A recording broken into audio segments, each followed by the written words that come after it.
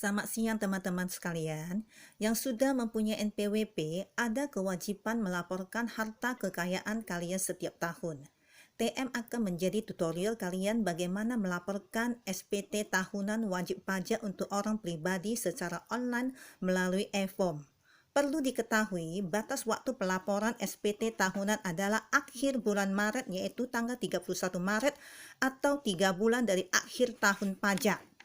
Untuk melaporkan SPT tahunan pribadi, pertama buka DJP online atau pajak.go.id. Setelah masuk situs tersebut, kemudian login. Silakan masukkan NPWP, password dan kode keamanan yang tertera. Setelah login, pilih menu lapor.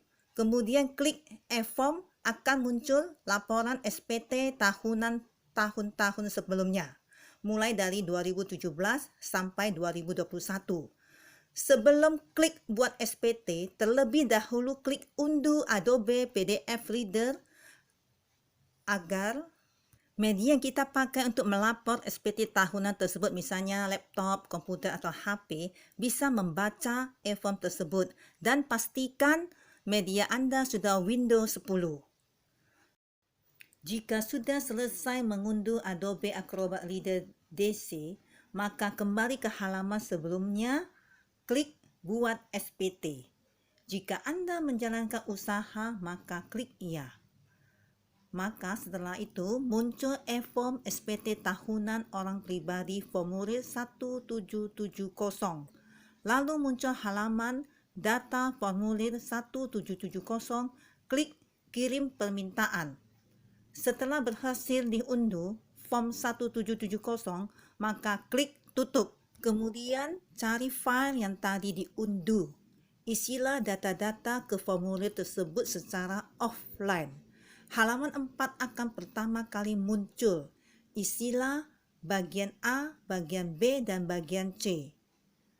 Untuk mengisi bagian A, harta pada akhir tahun, kita juga perlu mengetahui kode-kode dari harta tersebut. Misalnya, tabungan kode 012, deposito kode 014, saham kode 032, obligasi kode 034, reksadana kode 036, sepeda motor kode 042, mobil kode 043, emas atau logam mulia kode 052, tanah dan bangunan untuk tempat tinggal kode 061, tanah bangunan untuk tempat usaha kode 062. Jika kita klik kodenya, maka secara otomatis jenis harta akan keluar. Kita tinggal isi nama harta, tahun perolehan, harga perolehan, dan keterangan. Setelah selesai isi bagian A, sorot ke bawah isi bagian B, kewajiban atau utang pada akhir tahun. Jika tidak ada, maka sorot ke bawah lagi isi bagian C, daftar susunan anggota keluarga. Kalau sudah selesai mengisi bagian C, sorot kembali lagi ke bagian atas sudut kanan.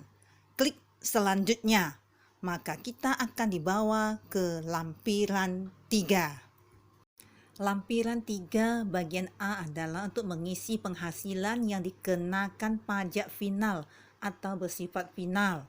Misalnya bunga deposito, bunga tabungan, bunga obligasi, penjualan saham di bursa efek, dividen, dan penghasilan lain yang dikenakan pajak final atau bersifat final. Jika kita ingin mengisi nomor 16, penghasilan lain yang dikenakan pajak final atau bersifat final, kita klik kotak di samping PP 46-23. Kemudian sorot ke atas ujung kanan, klik lagi PP 46-23. Maka kita akan dibawa ke halaman daftar jumlah penghasilan bruto dan pembayaran PPh final. Isilah NPWP, masa pajak, alamat, peredaran bruto. Secara otomatis jumlah PPh final yang dibayar akan keluar sendiri. Setelah selesai diisi sampai Desember, sorot ke bawah, klik pindahkan nilai ke lampiran 3, jawab ya. Kemudian sorot sudut kanan atas, klik selanjutnya. Jangan lupa isi dulu alamatnya. Maka nomor 16 sudah otomatis muncul nilai yang sudah dipindahkan. Setelah selesai lampiran 3, klik sudut kanan atas halaman kata selanjutnya. Maka kita akan dibawa ke lampiran 2. Bagian A adalah daftar pemotongan pemungutan PPH oleh pihak lain. Jika tidak ada, maka lampiran ini juga tidak perlu diisi. Kita lanjut ke lampiran 1. Lampiran 1 bagian A adalah penghasilan neto dalam negeri dari usaha. Formulir ini untuk mengisi nama akuntan publik. Jika tidak diaudit, maka tidak perlu diisi. Sedangkan bagian B, kalau tidak ada penghasilan neto juga tidak perlu diisi. Maka kita lanjut ke SPT induk. Untuk nomor 10, kita isi sesuai dengan status wajib pajak. TK adalah tidak kawin ditambah dengan banyaknya anggota keluarga yang menjadi tanggungan.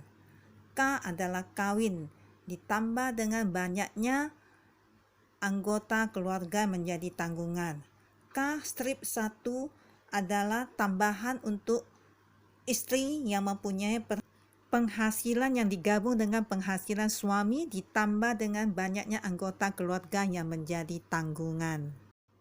Setelah diklik status tersebut, maka nilai rupiah pada angka nomor 10 akan muncul dengan sendirinya. Kemudian sorot ke bawah ke kotak yang ada tertulis tanggal. Klik. Kemudian setelah klik tanggal, kita sorot lagi kembali ke atas, ujung kanan, kita klik submit. Maka kita akan dibawa ke halaman baru. Di halaman ini, masukkanlah file yang tadi sudah kita isi formulirnya, kemudian klik unggah lampiran.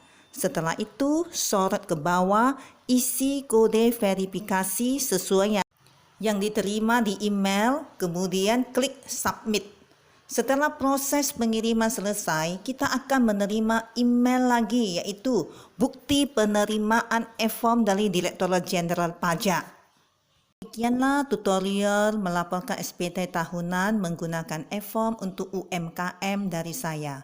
Terima kasih atas perhatiannya. Semoga dapat dimengerti dan dipahami. Selamat siang, sampai jumpa lagi di tutorial berikutnya.